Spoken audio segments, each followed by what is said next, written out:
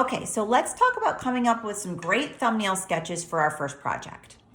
So I love this first project that we do in both Ceramics 1 and Sculpture 1 because it's a really great way to get you to work with the basic concept of pinching, but also bring in different elements that you need to learn about clay, such as how quickly does it dry, how quick can it be, how do I get it to stick together without it falling apart. So those are all things that you get to work out in this first project. So first and foremost, again, remember what we talked about with the quality thumbnail sketches. These should be quick, small sketches. They shouldn't take up an entire sketchbook page. So what I'll generally do when I'm creating my thumbnail sketches is I'll break up that space on a sketchbook page so I'm working in just a few sections. Okay? Now, I know some of you have the smaller sketchbooks. So if you've got a smaller sketchbook, it'd be about this size, right? You could do 2 sketches on one page and then flip that page over and work on the back, okay?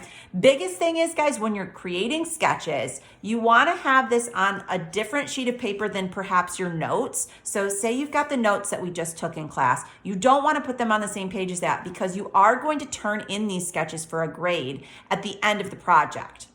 Now, you will have the option of submitting the sketches to me digitally, but it is super important that you do know that if you want to physically turn them in, meaning rip them out, that you don't have your important notes on the back, okay? So when I asked for this first project, I asked for you to come up with 3 different ideas. So again, what we're brainstorming are our donut thumbnail sketches, okay? So when you're coming up with these sketches for your donut sculpture, I need you to think about 3 things. Number 1, what is the form? What is the form? Now, with your form, you could go more traditional, a circular donut, a more cylindrical eclair, but you could totally go rogue. Right? I've had students make all sorts of different donuts, such as I had students do like Mickey and Minnie Mouse shaped donuts. One girl did an avocado. I had a student do one that was more shaped like a football. While this project is a donut, I want you to have fun with it. Be kind of whimsical. That's the whole point. I'm teaching you kind of a complex material, but I want to do it in a kind of chill and fun way that's low pressure. Okay, so first and foremost, decide what your form is. Number 2, if this is a donut, do you want a hole in it? So is there a hole? And then the third thing I need you to think about are what embellishments do you want to add?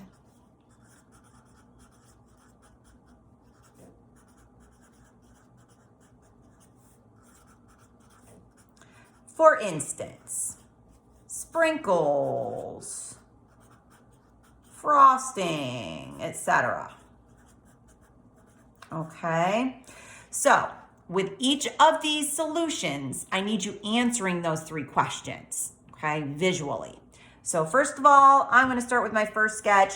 I'm going to do more of a traditional donut. I'm going to do a circular one to begin. Yes, I'm going to put a hole in this, okay, so that's kind of a boring donut. It looks more like a bagel. So how am I embellishing this to make it more donut-like?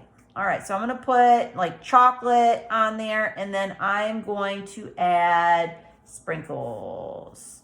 Now, the cool thing is, guys, and I'm gonna pull out a bucket so that you can see this. I've got little cutters that actually can cut certain shapes out. So I will have circles, I will have diamonds in different shapes, so that if you wanted to add those types of embellishments, you'll have a tool that can do that, okay? It's still looking a little plain to me because I want to think about filling that space and challenging myself. So I'm going to add some of those kind of like regular shaped sprinkles as well. So there's one idea. That idea hits all of those categories, okay? My second one, maybe I am going to do more of that kind of avocado shaped donut because that was kind of a fun looking one last year. So then if it's an avocado, I need to have my little avocado pit there. I got to do my little edge.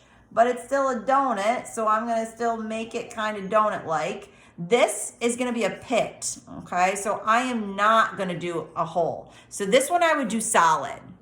But what embellishments might I want to add? So even though this is avocado-like, Maybe I'll still do some sort of frosting or like a drizzle that's on there. So that's going to be my second idea. For my third one, maybe I want to do more of the traditional donut, but here's where I could kind of switch things up a little bit. Rather than do like a regular traditional donut, I'm going to do this one with a bite out of it. Okay. Yeah, I think I'm still going to do a donut hole in this one. Okay, so again, once you're going through all of these ideas, you still need to work out some different concepts. So for this one, I'm going to go ahead and, I'm going to do that kind of like drizzling again because I liked that idea. And then I'm going to choose some different sprinkle shapes to put on here, like triangles, hearts, that kind of thing. I think that's kind of fun. And then some traditional sort of, just regular dot sprinkles as well. So with all three of those ideas, I want you to see how quick that was. Now you can use your phone as a resource to help you look up ideas, right? But I didn't spend days upon days coming up with these ideas. I said, okay, here's my project description. Here are 3 different ways that I could go ahead and satisfy that project description. Now, for this particular project, I am going to ask you to work out some color concepts before you go ahead and actually begin with materials. But these are great thumbnail sketches in terms of size, in terms of detail, and they really show me what it is that you're aiming for with that sketch. Now, when you finish sketches, okay, whether that be for this project or subsequent projects, I'm going to ask you to decipher between those 3, which is your game plan. And you have to make some decisions as the artist. So before you come to me, I want you to say, okay, of these 3, you know what? I love this one right here. Okay. And you're going to star that for me so that when you come to me, I can already see your game plan. But sometimes you might come to me and I'm looking at your sketches and sometimes I agree. Sometimes I don't, right? And I might look at it and say, you know what?